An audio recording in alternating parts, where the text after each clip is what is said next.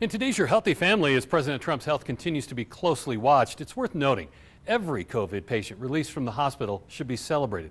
Here in Colorado, UCHealth cites new treatments, experienced medical teams, and access to clinical trials, all for helping them celebrate the discharge of over 2,000 COVID-19 patients since the pandemic began. According to UCHealth, they've cared for almost 30% of COVID patients across Colorado.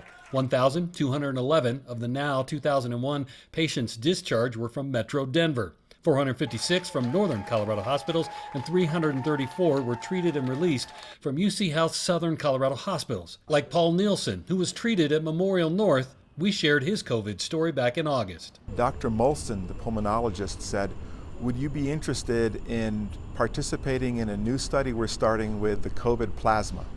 And I said, "Yeah, that sounds great." I'm convinced that the convalescent plasma is what saved my life.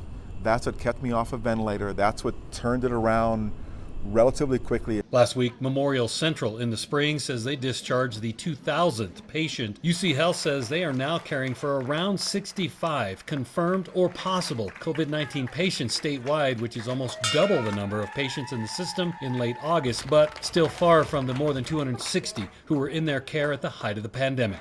For more on this story, head to yourhealthyfamily.com. Always watching out for your health. I'm Ira Cronin.